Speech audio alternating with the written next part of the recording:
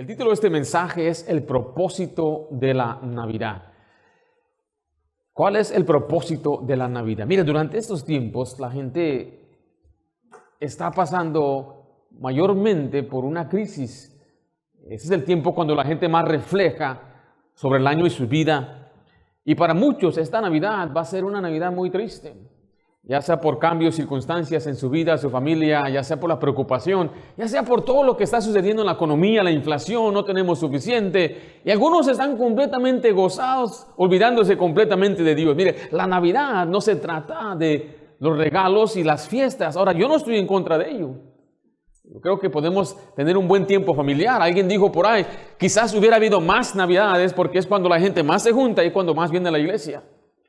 Pero mire, la Navidad tiene un propósito muy importante. Hoy vamos a aprender sobre la Navidad. La palabra Navidad significa nacimiento. Dice, ¿dónde viene esa palabra? Significa simplemente nacimiento. En este caso es el nacimiento ¿de quién?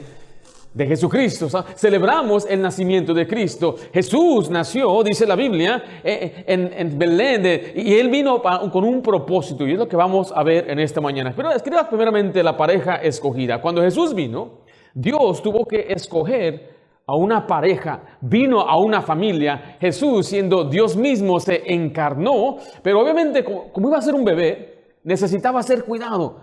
Entonces necesitaba una madre y necesitaba un padre. Note Mateo 1:18 en su Biblia, dice, el nacimiento de Jesucristo fue así. Estando desposada María, su madre, ¿con quién dice ahí? Con José, antes de que se juntasen, se halló que había concebido del Espíritu Santo. Con estas pocas palabras, el Espíritu Santo nos proporciona detalles importantes de esta pareja de José y María, la pareja que Dios estaba a punto de revelar su gran plan al mundo. Detrás, escriba ahí por favor, una pareja desposada. Era una pareja que estaba comprometida. Esa palabra desposada habla de aquellos que están recién casados. Ahora, en la tradición de los judíos, era lo que hoy usted y yo vemos como un compromiso. Se le da un anillo. Pero en los tiempos de Jesús era algo ya establecido por ley. Iban ante un juez o los ancianos y ya firmaban los documentos diciendo que ya era una pareja. Simplemente José tenía que estar preparando una casa, un lugar para que pueda vivir con María. Entonces ya era su esposa, legalmente era su esposa. Y es importante ver esto porque José tenía que estar preparado para hacerse responsable de una familia. Note lo que dice Mateo 13:35. Dice, ¿no es este el hijo de quién? Del carpintero. Aquí se refiere a José. No se llama su madre María y sus hermanos Jacobo, José, Simón y Judas. Note que José era un hombre responsable, tenía un oficio. ¿Qué hacía él? Era un carpintero. Cuando Dios escogió una familia para traer a su hijo, era necesario que hubiera un hombre responsable, un hombre trabajador. El ser un hombre bíblico, escuche, requiere que sea trabajador. Dios quiere que el hombre sea trabajador.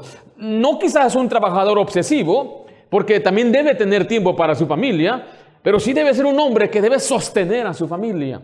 Y aquí está una enseñanza para los varones, joven. Aquí vemos el ejemplo de un hombre preparado. Se quiere casar, pero ¿está qué? Está preparado. ¿Sí están conmigo? Él está preparado para poder tener una familia. Algunos me dicen, pastor, ¿cuándo puede un joven casarse? Una señorita, cuando ya estés listo, cuando estés preparado. ¿Qué significa eso? Cuando ya puedas sustentar y tú puedes llevar los gastos de una familia. Ahora, yo les he dicho una y otra vez que esa era una responsabilidad que mi padre me puso a mí. Antes de que yo ni siquiera buscara una amiga, una compañera, él me decía, tienes que ser un responsable, tienes que ser trabajador, tienes que buscar trabajo. Yo veía a mi mamá y a mis papás, yo los veía, yo quería una familia, eso me motivaba a mí a trabajar. Escuche, mi primer trabajo me pagaban $700 cuando me casé con ella por quincena. Por quincena, ¿están escuchando? $350 por semana es lo que me quedaba después de todos los taxes de California. Y mi renta era de $1,000.50. O sea que yo ganaba $1,400 y mi renta era $1,000. Me dicen, pastor, ¿y por qué hizo eso? Pues porque yo quería casarme. Cuando me casé con mi esposa, bueno, mi trabajo es sustentarla, llevar todos los gastos de mi familia. Pero yo no tenía absolutamente nada. Hay quienes están esperando hasta que tengan casa y mansiones y carros y todo. Nunca lo vas a, ni menos aquí en California. Lo que tienes que ser es trabajador, que sepas trabajar y tú puedas llevar las cargas económicas de tu casa. Este hombre era un hombre responsable, era un hombre que estaba preparado. María era una muchacha sumisa, una muchacha espiritual. Quiero que vea la letra B, escriba, y una pareja pura. No solamente era una pareja desposada, preparados para casarse, pero era una pareja pura. En Mateo 1:18 dice, el nacimiento de Jesucristo fue así. Estando desposado María, su madre, con José. ¿Qué es la siguiente frase ahí? Antes que se juntasen. O sea, esta frase está diciendo que ellos no habían tenido relaciones. María era una mujer virgen, dice la Biblia. Quiero que lea conmigo Lucas 1:26. Dice, al sexto mes, el ángel Gabriel fue enviado por Dios a una ciudad de Galilea llamada Nazaret. Dice, a una virgen desposada con un varón que se llamaba José, de la casa de David, y el nombre de la virgen era María. Y entrando el ángel en donde ella estaba, dijo, salve, muy favorecida, el Señor es contigo, bendita tú entre las mujeres. Esta palabra virgen aquí, no es como algunos dicen por ahí, que era una jovencita nada más, era una doncella, no. Significa, esto habla habla en el sentido conyugal. Mire Isaías 7:14, una gran promesa. Dice, por tanto, el Señor mismo dará señal. He aquí que la Virgen concebirá y dará a luz un hijo y llamará su nombre Emmanuel. ¿Qué significa esto? Significa que él no la conocía. En Lucas 1:34 dice así, entonces María dijo al ángel, ¿cómo será esto? Pues, ¿qué dice la siguiente frase? No conozco varón. Ahora, esta era una pregunta humilde. O sea, ella está diciendo, ¿cómo es posible que yo tenga un bebé? ¿Cómo es posible que nazca de mi vientre, un niño, si yo no conozco varón? Esa palabra conocer en la Biblia se refiere a la intimidad. Habla del sentido conyugal. Y María estaba confundida porque ella era una mujer que aún no había tenido relaciones sexuales. Entonces, en verdad, está mostrando su castidad y su pureza. La profecía era que una virgen iba a concebir. Y en un momentito lo voy a explicar porque es importante el nacimiento virginal. Es muy importante para nosotros como una iglesia y como cristianos. Es un pilar. Es importantísimo reconocer que Cristo no nació concebido con la concepción natural de un hombre y una mujer. Jesucristo nació de una virgen. Ahora, eso nos enseña que esta pareja le importaba la pureza moral. Y eso no es importante. Para muchos esto no es importante el día de hoy.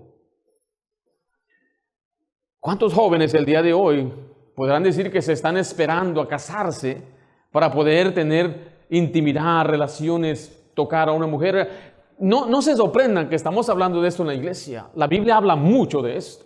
Es más, desde el primer capítulo de Génesis nos empieza a explicar y a hablar de estas cosas. Y hay mucha ignorancia, obviamente, en el mundo de las personas que hacen las cosas a su impulso. Bueno, es que me gusta ella, es que él me gusta, es que como que conectamos y pues me gusta y pues me dice que le muestre mi amor y bueno, me está pidiendo que le dé la mano, que lo abrace. Mire, todo eso es a la corriente de lo que esta sociedad enseña o cree que está bien, pero no es lo que la Biblia enseña. Quiero que vea conmigo 1 Tesalonicenses 4, del 1 al 3. Dice, por lo demás, hermanos, os rogamos y exhortamos en el Señor Jesús, que de la manera que aprendisteis de nosotros, como os conviene conduciros y agradar a Dios, así abundéis más y más. Está diciendo, así es como vas a aprender a agradar a Dios. Número 2 dice, porque ya sabéis qué instrucciones os dimos por el Señor Jesús. Pues la voluntad de Dios es vuestra santificación. Note esta frase, que os apartéis de ¿qué? De fornicación. Escuche, jovencita, look up in here. I'm talking to you. You're a young lady. Look up in here. Mira, escucha lo que te voy a decir. La meta no es en verdad virginidad. Your goal is not virginity, it's purity. Tu meta debe ser pureza. ¿Por qué? Porque si tú te preocupas por decir, bueno, voy a guardarme virgen, pero estás olvidando que el problema está en el corazón primero. Tener una mente pura y limpia. Porque después de que te casas, tienes que seguir siendo puro. O sea, la pureza después se mantiene dentro del matrimonio. Y es lo que muchos tienen este error Porque quizás algunos dirán, pastor, yo ya no soy virgen. ¿Qué hago? Bueno, consérvate puro. Esa es la meta. Cometí errores antes de conocer al Señor. Quizás un muchacho me engañó o quizás me metí, hice algo indebido, tengo culpa. Mira, si tú no conocías del Señor, mayormente, si no conoces de Dios, nadie te había explicado eso, hay cierta misericordia que Dios extiende hacia ti por tu ignorancia. Pero si lo hiciste conociendo, aún existe el perdón. Lo que te estoy diciendo es que tu meta es pureza. Porque muchos hombres, en verdad, tienen problemas con su cabeza, en su mente, en su cabeza, sus pensamientos que no son puros. Entonces la meta en realidad es la pureza y no en sí la virginidad. Pero si tú te mantienes con la meta de ser puro, joven, señorita, ¿qué crees? ¿Vas a llegar al matrimonio virgen? ¿Sí me estoy explicando? Entonces, lo que le estoy diciendo con esto es que es algo contrario a lo que el mundo enseña. Tú puedes ver todas las imágenes en Instagram y los videos en TikTok. Hay gente que pues está dando a las riendas de sus impulsos con sus novias, sus novios. Y hay gente que literalmente va a fiestas simplemente para buscar una pareja y pasar una noche de diversión amorosa, según ellos. Tenía un compañero yo en un banco donde trabajaba, donde este muchacho siempre tenía esos ojos ya de rayos X, ¿sabe a qué me refiero? Que se le quebraba el cuello. Tenía una muchacha que era atractiva o una muchacha por ahí y se les quedaba mirando y empezaba a coquetear a veces con mujeres. Para este varón, después de conocerlo, yo me di cuenta que él tenía un fondo cristiano. Entonces yo le decía, oye, ¿qué estás haciendo? Yo me paraba aquí en mi estación y él estaba al lado de mí. Y yo miraba cómo empezaba a hablar con las mujeres. Oye, ¿qué vas a hacer después del trabajo? Y le dije, hey, ¿qué estás haciendo? Me miraba, ¿qué? Hey, tú eres cristiano. Tú no puedes hacer eso, estás casado. Ahora le tenían miedo a su esposa, le tenían un pavor a su esposa. Su esposa estaba así, pero trabajaba en el correccional de Linwood. O sea, era policía. Te va a tronar tu esposa, ¿verdad? Te va a dar un balazo ahí enojada. Ella tiene pistola, ¿verdad? Sí. Dice, es muy inteligente. Yo no puedo pasar los exámenes para convertirme en policía, pero ella está haciendo hasta sheriff, está haciendo hasta un alguacil, va a ser hasta alguien grande. Y estaba así chiquita y miraba cuando entraba brava la dama. Venían a comer lonche y le decía, vamos. Y él corría, ya me tengo que ir. Le dije, cuidado, le voy a decir a tu esposa. No le digas a mi esposa. Le dije, ¿te da más miedo a tu esposa que Dios? Y un día le pregunté claramente, ¿qué pasó? ¿Por qué haces esto? ¿Por qué no tienes respeto no solamente a tu esposa, a Dios? Y es que y luego me dijo la siguiente frase, es que yo no amo a mi esposa. Yo no amo a mi esposa. Yo le preguntaría a cada varón aquí, varón, ¿usted ama a su esposa? Le dije, ¿cómo es eso que no la amas? Y él me empezó a contar cómo conoció a su esposa. Le decía a mis amigos de la escuela, me invitaron a una fiesta. De la fiesta nos fuimos a clubes. Estamos hablando de amigos que no conocen del Señor. Él, siendo cristiano, siguió los impulsos de sus amigos. Vamos a divertirnos. En uno de esos clubes, dice, ahí es donde la conoció, bailando. Y se fueron esa noche. Fueron a un lugar. Pasó una buena noche, aparentemente, de gozo y diversión. Al día siguiente, pues él siguió su vida pensando que todo quedó atrás. 3 meses después, dice, mientras él estaba ahí en su estación, va entrando por la puerta, pero enfurecida, gritando, él es, that's him right there, that's him. ¿Yo qué? Tú me embarazaste. Y él dijo, no, ¿cómo? No, tú eres el único con quien yo he estado. Y detrás de ella estaban sus papás. Siendo él hijo de cristianos, dice que sus papás le dijeron, yo creo que debes hacerte responsable. Y dijo, así es como conocí a mi esposo. La voluntad de Dios es la pureza, que nos apartemos de fornicación. Esta pareja tiene un gran ejemplo de castidad. Usted ve a María y a José, eran una pareja joven que amaban a Dios y esperaban la voluntad de Dios, porque en la voluntad de Dios no hay remordimiento, en la voluntad de Dios hay gozo, hay aprobación de todos, no hay enojos, no hay un suegro enojado porque se llevaron a mi hija, no hay resentimientos de una suegra porque hace años mi hija se fue. Siempre hay gozo, alegría, cuando las cosas se hacen con la aprobación y en la voluntad de Dios. Yo sé que estoy hablando a quizás un grupo mixto donde gente se casó sin conocer a Dios, cometieron errores, pero mire, voy a hacer a un lado a estas personas, que Dios les bendiga, les ayude a restaurar y trabajar a sus matrimonios, pero aquí veo a jóvenes señoritas que no han cometido estos errores y no tenían la ignorancia que usted tenía. Así que joven, presta atención y escucha bien. La decisión más importante después de venir a Cristo y reconocerlo como Salvador es con quién, escucha, con quién tú te vas a casar. Algunos dicen, yo no me quiero casar. Bueno, si no te quieres casar, tampoco hay entonces esa diversión de besos, abrazos. No existe eso entonces. Entonces sí me voy a casar. Piénsala bien. No puede haber los beneficios sin las responsabilidades. Era una pareja espiritual, escriba ahí. Era una pareja espiritual. Qué gran ejemplo de pareja es María y José. Estaban desposados, preparándose para casarse, pero note que la importancia de su pureza era una clave de por qué Dios los escogió, pero también sus valores. Valoraban las cosas espirituales. Jesús tuvo que nacer en una familia con valores espirituales. Pero déjale una pregunta entonces. Si Dios tuviera que enviar a su Hijo Jesús al mundo el día de hoy, ¿escogería su familia?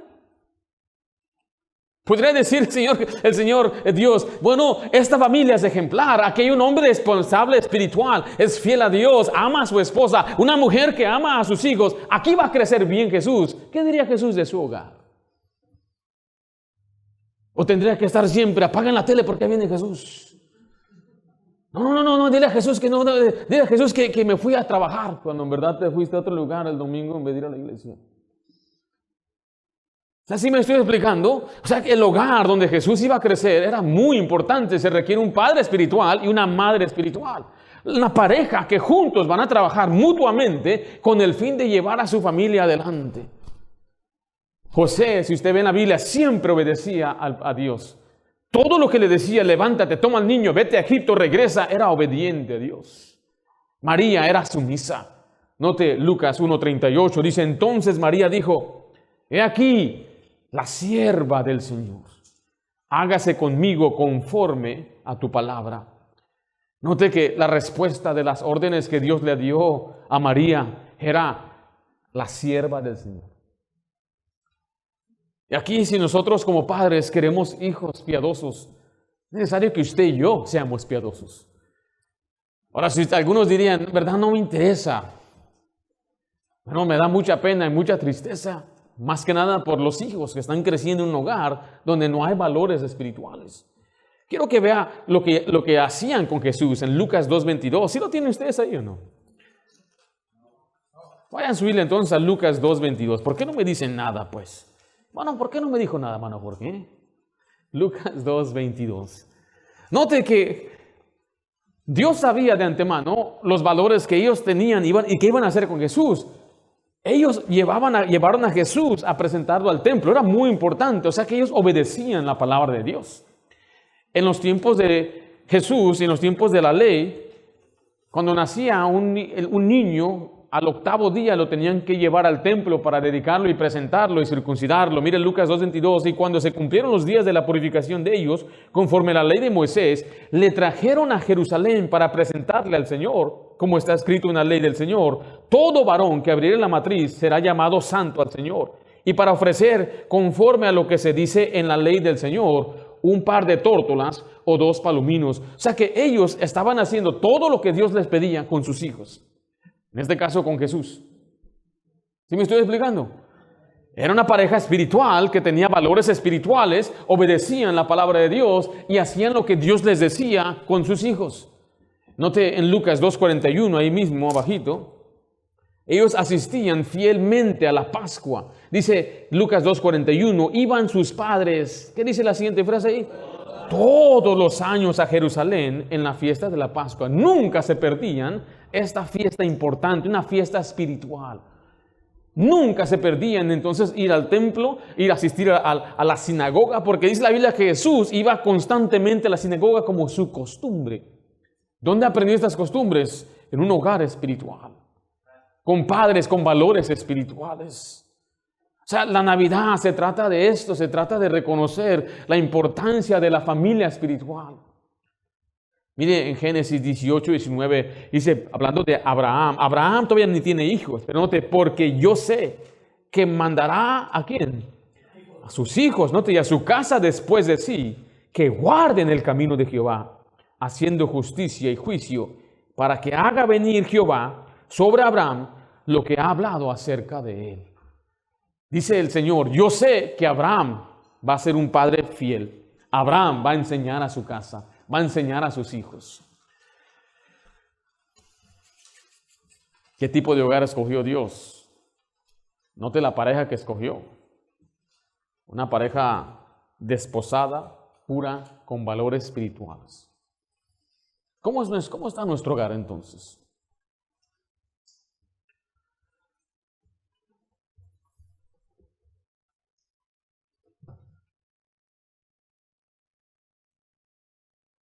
Padres a medias, padres con su corazón partido entre el mundo y las cosas de Dios. Padres que a veces valoran más el deporte, el fútbol. Padres que valoran más el trabajo. Mire, qué triste. Me da mucha pena, en verdad. Niños que quieren ir a la iglesia, pequeños, alegres, gozosos, pero se les acaba eso. Yo lo he visto muchas veces. Si usted sabe, nuestra familia tiene desde el 92 siendo fiel a la casa de Dios. La única razón por qué faltaría yo a la casa de Dios es por una enfermedad o algo que me impida a mí venir, fuerza mayor. Pero nunca ha sido mi esposa por casi 15 años, nunca me ha tenido que decir, levántate, no vamos a ir a la iglesia, no vas a ir a la casa de Dios hoy. Por 15 años, ella puede ser testigo de esto. Mis hijas nunca preguntan, ¿va a ir papá a la iglesia? ¿Quiere ir papá a la iglesia? La iglesia es para varones. Varones, amén. Hay varones aquí. Y nosotros tenemos que ser ese ejemplo. Lamentablemente yo fui a una iglesia donde mi mamá creció. Allá en su pueblo, una iglesia cristiana, presbiteriana. Y tenían servicio nada más los domingos de la noche. Mi mamá dice, vamos a ir a la iglesia. Y cuando llegamos habían 8 ancianitas, entre ellas mi abuelita, que por años fiel, yo digo mi abuelita por más de 60 años fiel a su iglesia. 60 años. Me han preguntado, ¿dónde están los varones? ¿Dónde están los hombres? ¿Dónde está aquel padre espiritual? ¿Dónde está aquel hombre que le importa la crianza de sus hijos? Mire, a veces recibimos mensajes y mucha gente dice, no hay iglesias por acá, no hay iglesias bíblicas, no hay quien les enseñe, quien nos predique. Mire, gracias a Dios si usted está cerca de una iglesia que le predica, le enseña, varón, sea fiel. Se necesita hombres fieles. La pregunta que le hago otra vez, si Dios tuviera que escoger un hogar el día de hoy para traer a su hijo a la tierra, escogería el suyo. Note, en primer lugar vimos la pareja escogida. En segundo lugar, vemos la reflexión de José. La reflexión de José. ¿Qué está sucediendo aquí? Note el versículo 19. José, su marido, como era justo, y no quería infamarla, quiso dejarla secretamente. Note el 20. Y pensando él en esto. María y José estaban desposados, y se da cuenta José que María está embarazada. Yo creo que cualquier hombre se le rompería el corazón si se diera cuenta que su prometida, le fue infiel. No solamente le fue infiel, pero ahora ya está también embarazada. Y él estaba pensando, ¿qué voy a hacer? Esa palabra que yo utilizo aquí, reflexión, significa examinar y considerar las cosas detenidamente. Viene de pensar. Estaba pensando, estaba reflejando. Pero la manera que él piensa es... O sea, lo que usted y yo, la manera en que podemos reflexionar, tiene que ver en qué tipo de personas somos. Note las características de José. Él reflexionó con justicia. Era un hombre justo, dice la Biblia. José es un personaje olvidado muchas veces en la Navidad. Pero verdad, yo creo que Él es esencial para ser ejemplo a cada uno de nosotros, los varones, una vez más. Dice Mateo 1:19, José, su marido, ¿qué es la siguiente frase ahí? ¿Cómo era qué? Era justo. La Biblia dice que José era un hombre justo. Esta palabra significa observando las leyes divinas, virtuoso, que cumplía los mandamientos de Dios. El justo es el que hace bien y hace justicia.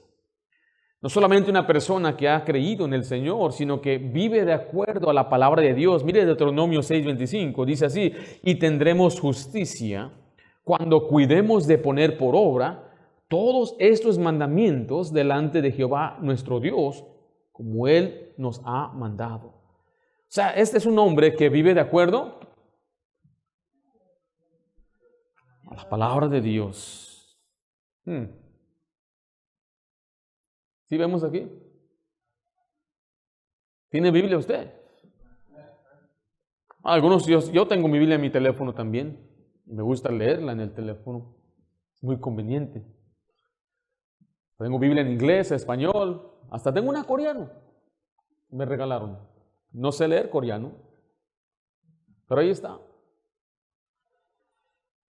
¿Cuántas Biblias tenemos en nuestro hogar?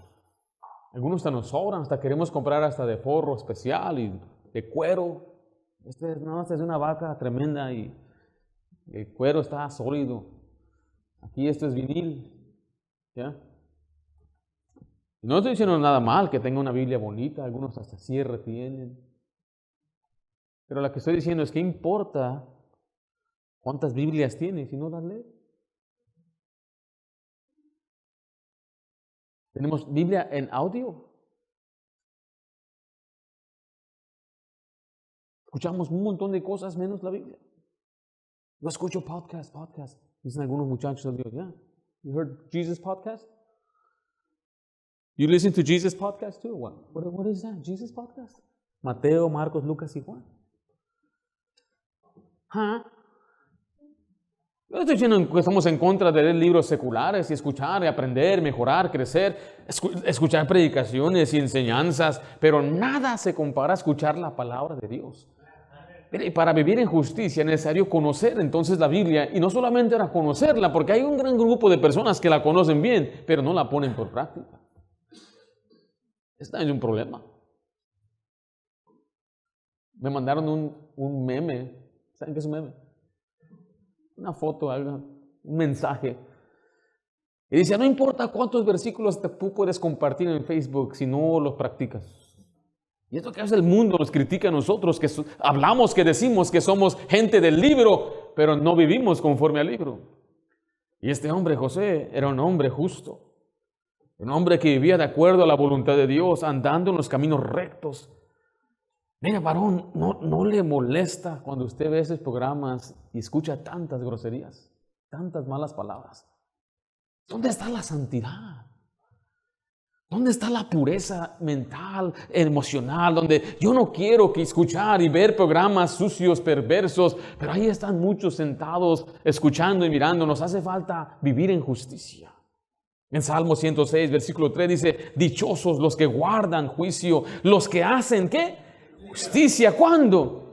Todo tiempo. Proverbios 16, 17 dice, el camino de los rectos a los justos, note, se aparta de ¿qué? Se aparta del mal, su vida guarda el que guarda su camino. Este muchacho, José, reconocía lo que le agradaba a Dios, quería hacer lo que a Dios le agradaba. Y él sabía que dentro de la voluntad de Dios estaba casarse con una mujer que amaba a Dios. Y él tenía todo el derecho, escuche, de darle una carta de repudio. El libro de Deuteronomio nos enseña que cuando una mujer es dada, si esta mujer se la llama algo indecente, en este caso una mujer que ya estaba embarazada porque se amancilló, él tenía el derecho de darle una carta de repudio. Pero también él reflexionó con misericordia. Escriba ahí, era un hombre lleno de misericordia. Dice Mateo 1:19 de esta manera, José su marido, como era justo, note esa frase, y no quería ¿qué? Infamarla. O sea, infamar significa hacer o decir algo que perjudique la buena fama de otra persona. O sea, este hombre tenía todo el derecho de señalarla, y decir, esta es una mujer que me fue infiel, esta mujer me falló, me faltó. Y es más, en la ley de Moisés tenían que apedrearla. Pero él no quería infamarla, él no quería desacreditarla, él no quería que la gente pensara mal de ella. Esto muestra la misericordia que él tenía. Mire, en Proverbios 21:21 dice, el que sigue, ¿qué cosa? La justicia y la misericordia hallará la vida, la justicia y la honra. ¿Sabe cuánta gente es muy vengativa al día de hoy? Me pagaron, le pago, así como me hizo a mí, yo le voy a hacer. Me dijo una vez a mí un muchacho, me dijo, yo no me enojo, yo me igualo. ¿Sí escuchaste? Me dijo, a guy told me, I don't get mad, I get even. Yo escuché de un muchacho que mandó una solicitud para entrar a un colegio y lo rechazaron. Estaba tan enojado que por 8 años, escuche, por 14 años, perdón, cada día llamaba 8 veces a la escuela, a la administración, para maldecirles y para gritarles. Escuche, por 14 años hacía 8 llamadas sin faltar. Esto fue en Japón, en Tokio. Y lo arrestaron porque después de 50,000 llamadas ya estaban hartos de él. Y él dicen que el costo por hacer estas llamadas era más de la colegiatura que le hubiera pagado si hubiera entrado a ese colegio. Porque es lo que hace una persona vengativa, se ciega, se enoja, y es una persona que hace locuras. El que fácilmente se enoja, hará locura, es la Biblia. Y si usted es una persona que fácilmente se enoja, usted siempre dice después, estaba enojado, no quise decir eso. Es que me hiciste enojar y se me salió, tú sabes, se me salió el ringo.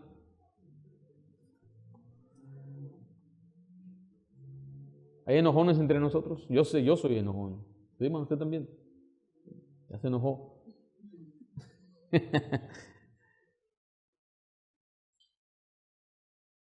¿Pero José tenía el derecho a enojarse?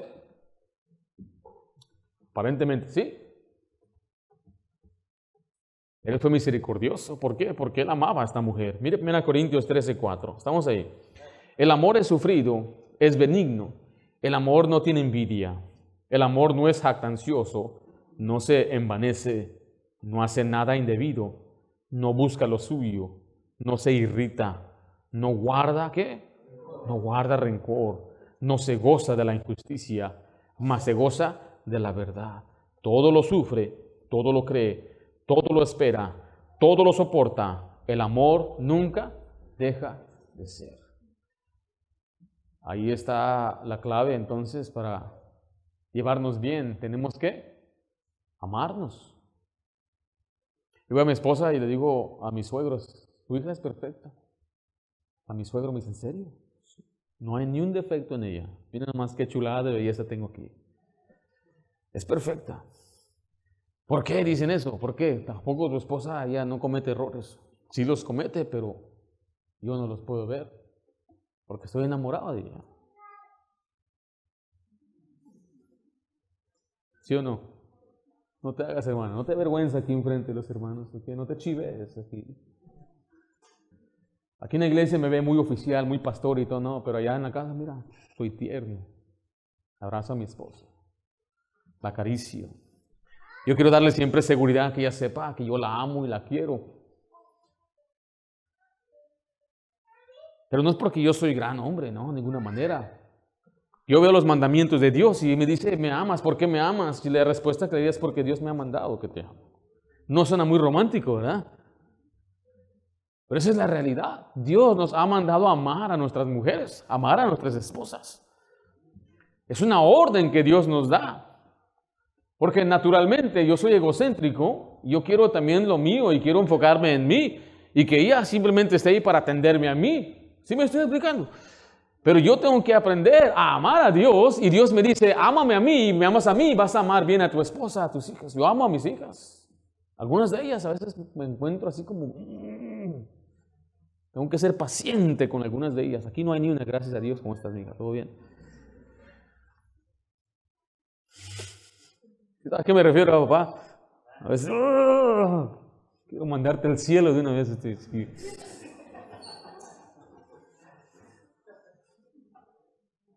Dice, la Biblia ordena a las mujeres a amar a sus hijos.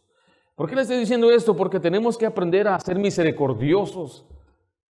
Eso significa, no voy a pagarle a alguien, y esto no voy a pagarle a alguien conforme a lo que me hizo, y esto empieza en la casa.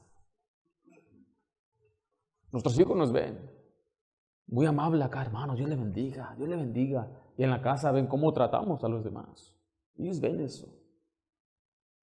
Ellos observan esto. Y no hay nada peor que haya venganza dentro del matrimonio. Note que aquí vemos a José, no se está vengando de María, no está buscando hacerle daño. Más bien, él está tratando de dejarla secretamente, dice la Biblia. Que la próxima vez que lo vean, oye, ¿ya te casaste? Oh, no se pudo. ¿Por qué no? No, pues ya sabe, las cosas no se acomodaron. Pero algunos que a veces están juntos, una pareja, unos novios, y cuando quebran, cuando todo el mundo, no hombre, eso es un malcriado. Mira, algunos no comprenden el propósito de lo que es el cortejo. Una señorita y un joven en nuestra iglesia, con los permisos del pastor y su familia, decidieron tener una amistad para ver si era la voluntad de Dios, que se iban a casar. Y como quebraron, en 3 meses quebraron. ¿Sabe qué? Ese cortejo que tuvieron, o esa relación de amistad, triunfó. ¿Por qué triunfó? Porque se dieron cuenta que no era la voluntad de Dios. En ese momento es doloroso. Ay, me dejó, me duele. Yo sé. Yo he estado ahí, yo sé que es muy difícil para usted creer que a mí me hayan rechazado, yo sé. Pero así sucedió. Y encontré algo mucho mejor. El Señor me dio algo 1,000,000 veces mejor. Pero en ese momento sí, estaba ahí, Señor, mi corazoncito. Esto nunca me había pasado a mí. Jamás yo había sido, nadie me había dicho a mí no. Yo no conocía esa palabra en mi vocabulario. Pero los dos se amargaron. Estos que quebraron después de 3 meses. Y siempre andaba, ¿y por qué? No, ¿y por qué? Y cuando miraba que hablaba con otra, luego iba y le decía, no, mira, esto y aquello. No, tiene que haber misericordia. Tenemos que ser misericordiosos unos con otros.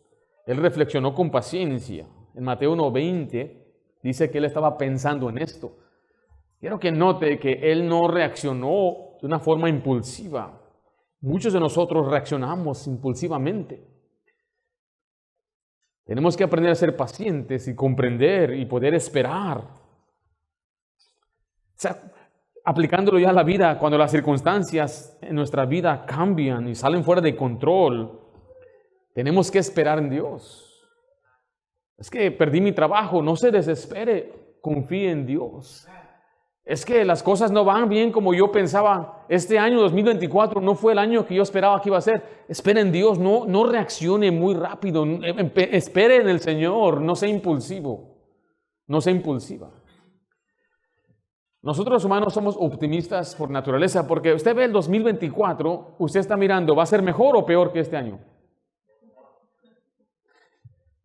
Pero ¿fue el 2023 mejor o peor que el 2022 para usted? No responda, no responda.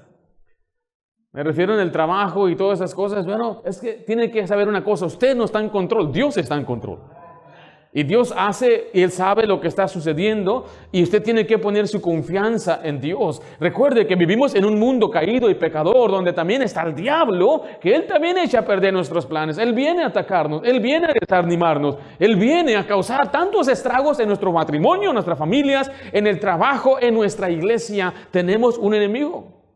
Tenemos que esperar en Dios. Aprenda a esperar en Dios. Mire Isaías 40:31, dice, pero los que esperan en Jehová tendrán que nuevas fuerzas, no te levantarán alas como las águilas, correrán y no se cansarán, caminarán y no se fatigarán. Usted tiene que aprender a esperar en Él, confiar en Él, no ser impulsivo, ir a la Biblia, orar, a veces hasta ayunar antes de tomar una decisión. Pero pastor, estoy abatido. La palabra abatido aparece en las Escrituras una y otra vez. Significa estar derribado, estar en la tierra, sin deseo, sin ganas de seguir adelante. ¿Qué hago? El salmista escribió lo siguiente en Salmo 42:5. ¿Por qué te abates, oh alma mía, y te turbas dentro de mí? Espera en Dios, porque aún he de alabarle. Mire, salvación mía y Dios mío. El salmista estaba desanimado, turbado.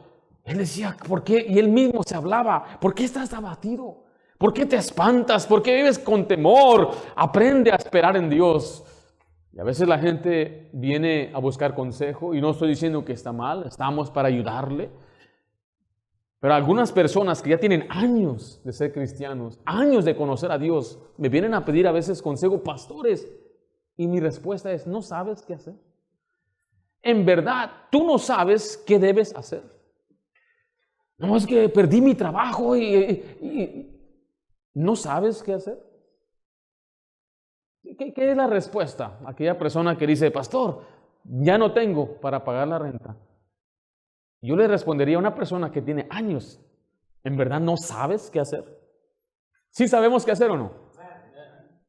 Sí sabemos qué hacer. ¿Qué debemos hacer? Orar, confiar en Dios, seguir siendo fiel. Ya sabe qué hacer. Y el salmista mismo se está diciendo al mismo, ¿por qué te abates? ¿No habla usted solo con usted mismo?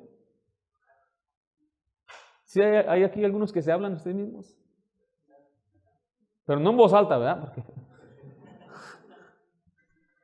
Pero mire, usted mismo a veces es la persona que se desanima más usted mismo. ¿Cómo le vas a hacer, Ringo? Pues quién sabe, Ringo. Mira, no tienes ni para la Navidad. No te dieron bonos este año. No. Nada más los jefes allá arriba, ya los vi. Y aún acá nada, mira. ¿Cómo lo vas a hacer? No, ¿cómo vas a pagar la renta? No tienes para pagar. Y usted mismo se empieza a desanimar. Pero más bien usted mismo anímese. Todo va a estar bien, Ringo. ¿A poco sí, Ringo? Ya sabes. ¿Que no tenemos un gran Dios? Si es verdad. Sí, yo mismo me voy a palmear. Ya échale ganas, Ringo. Levántate, Ringo. Ponte bien los zapatos. Cíñete los lomos. Sé varón, Ringo. Pórtate como un hombre. ¿Por qué andas de chillón, Ringo? Ya, Ringo, no, cálmate. Estoy bien. Anímate. ¿Por qué te abates, oh alma mía? ¿Por qué te turbas dentro de mí? Confía en Dios. Confía en el Señor. Esta era la reflexión. Pensando, ¿qué voy a hacer? Vimos la pareja escogida, la reflexión de José. Y número 3, la provisión de Dios. Aquí viene Dios a darle la respuesta. ¿Qué voy a hacer? Decía José.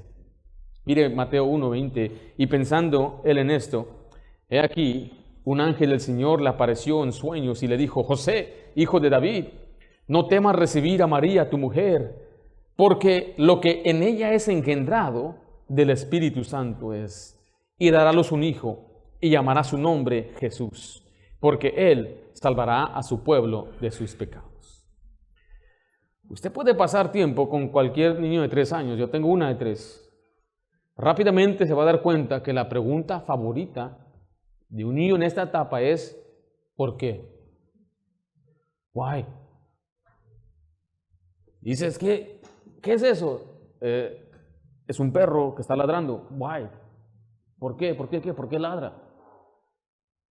Así se comunica. ¿Por qué? Y no te para. ¿Y por qué el cielo es azul? ¿Y por qué tú eres esposo? ¿Y por qué? Y un montón de preguntas. Tengo una de 3 años que siempre me está preguntando, ¿y por qué? Why? Why? La verdad es que nosotros podemos hacerle muchas preguntas a Dios, las cuales nunca vamos a recibir una respuesta. Una de ellas es esta del nacimiento virginal. ¿Cómo es posible que una mujer, sin conocer a un hombre, tenga un hijo? La verdad es que es un plan milagroso. En Mateo 1:20 dice una vez más, y pensando en esto, aquí un ángel del Señor le apareció en sueños y dijo, José, hijo de David, no temas recibir a María, tu mujer, porque lo que en ella es engendrado, note, del Espíritu Santo es. En Lucas 1:35 dice, respondiendo el ángel le dijo, el Espíritu Santo vendrá sobre ti, y el poder del Altísimo te cubrirá con su sombra, por lo cual también el santo ser que nacerá será llamado Hijo de Dios. Hay quienes niegan el nacimiento virginal de Cristo.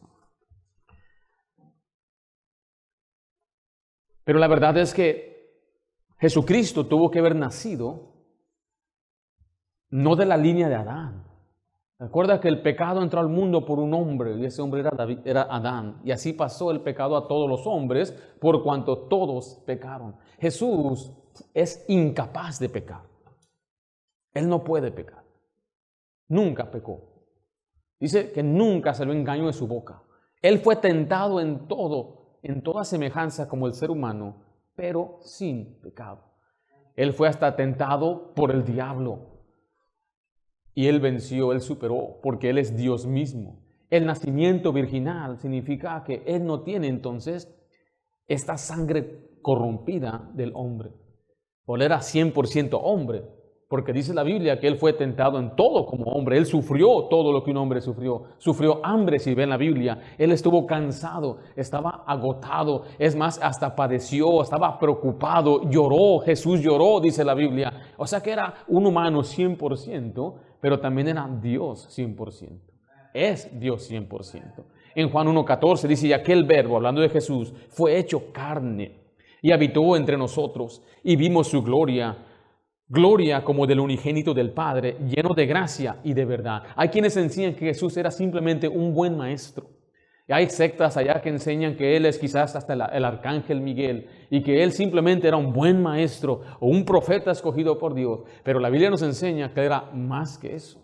Él era el verbo era Dios y Dios se hizo carne. A veces la gente pregunta, ¿entonces tú crees en 3 dioses? No, es un solo Dios, una esencia que se ha manifestado en 3 personas distintas. El hecho de que usted no lo comprenda de una manera personal no significa que no es verdad. Usted lo lee en la Biblia y yo lo creo por fe. La Biblia nos enseña claramente que el Padre envió al Hijo y el Hijo envió al Espíritu Santo, pero los 3 poseen atributos de Dios. Los 3 son santos y sin pecado. Los 3 formaron parte de la creación. Los 3 pueden perdonar y salvar. Los 3 en esencia son uno, un solo Dios. Así lo enseña la Biblia. Hay quienes dicen, bueno, es que es el Hijo de Dios. Y otros van al otro extremo diciendo, es el mismo. Jesús es el Padre, el Espíritu y también Él es el Hijo. Pero no, en la Biblia vemos que hay una distinción. Aunque nos llamen trinitarios y nos quieran etiquetar un montón de otros nombres, es la verdad. Jesús se encarnó, se hizo hombre y anduvo aquí en la tierra. Colosenses 2:9 dice, porque en Él habita corporalmente, o sea, en el cuerpo, note, toda la plenitud de ¿qué? De la deidad. Significa que en Él está completamente Dios. Él es Dios aquí en la tierra caminando y andando. Él es el Dios verdadero. Y Él se entregó por nosotros. Mire, Hebreos 9:14. Cuánto más la sangre de Cristo. Por eso le digo, la sangre de Cristo no puede ser humana. Es una sangre divina. Cuánto más la sangre de Cristo, el cual mediante el Espíritu Eterno se ofreció a sí mismo sin mancha a Dios. Limpiará vuestra conciencia de obras muertas para que sirváis al Dios vivo. Este pasaje está diciendo que la sangre de Cristo era lo suficiente. Hay muchos pasajes que nos enseñan que es la sangre de Cristo que nos salva. Letra B escriba, la provisión que ofrece salvación. Vemos la provisión de salvación, debería decir ahí, perdón. Vimos el plan milagroso que era Jesús naciendo, pero esa es la provisión de salvación. Escuche, si usted quiere aprender cómo ser salvo, es por Jesucristo. La salvación no se encuentra en otra persona o en una religión o en una iglesia. Según la Biblia dice Mateo 1:21, y dará a luz un hijo y llamará su nombre, ¿cómo? Jesús, note, porque Él salvará a su pueblo ¿de qué? Jesús pecado. La palabra Jesús significa Jehová salva y Él es el Salvador del mundo. Le voy a leer unos versículos. Dice Lucas 2:11 que os ha nacido hoy en la ciudad de David un Salvador que es Cristo el Señor. En Lucas 19:10 nos habla del propósito de Jesús, porque el Hijo del Hombre vino a buscar, ¿y a qué? Y a salvar lo que se había perdido. 1 Timoteo 1:15 dice, palabra fiel y digna de ser recibida por todos, que Cristo Jesús vino al mundo, note, para salvar a los pecadores, de los cuales yo soy el primero. Hebreos 4:12, y en ningún otro hay salvación, porque no hay otro nombre bajo el cielo, dado a los hombres en que podamos ser salvos. Isaías 43:11 dice, yo Jehová, y fuera de mí no hay No hay quien salve. La salvación no se encuentra fuera de Jesús. Jesús es el único Salvador. Es el único camino al cielo. Es el único nombre dado a los hombres bajo el cielo en el cual podemos ser salvos. Él es el único camino. Es la verdad y es la vida. Es la puerta y el que por mí entrare, dijo Jesús, será salvo. El que beba el agua que yo dé será salvo. Oh, el Señor Jesucristo es el medio de la salvación. Y se nos da una promesa personal. Veamos la promesa personal en Mateo 1:23. Recuerde, este es el propósito de la Navidad. Que Jesús vino al mundo con el propósito de salvarnos. Si durante esta etapa usted piensa, medite, ¿qué ha consumido su mente? Los regalos, las fiestas, aquellos tamalitos que se va a comer al ratito. El atole, buñuelos creo que comen algunos. Si usted es American, turkey, no, what is a ham? We're having ham. Bien americano, o sea. It's nasty.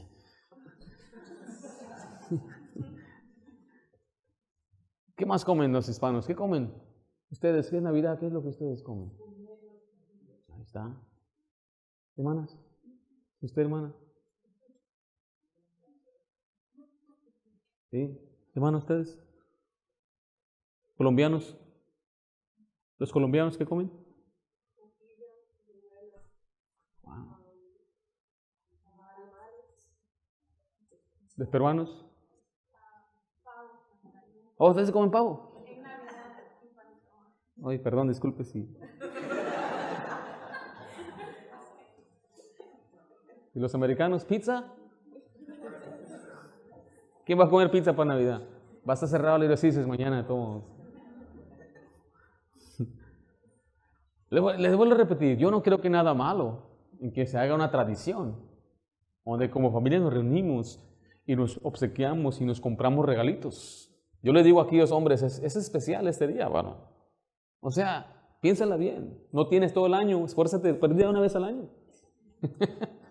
Deberíamos regularmente estar dando regalos a nuestros seres queridos. Pero la verdad es que es una provisión, hay una promesa personal para la Navidad. En Mateo 1:23 dice, he aquí, una virgen concebirá y dará a luz un hijo. Note, y llamará su nombre como Emmanuel, que traducido es Dios con nosotros. Este es otro nombre que se le da a Jesús y su propósito es su presencia personal. Dios con nosotros.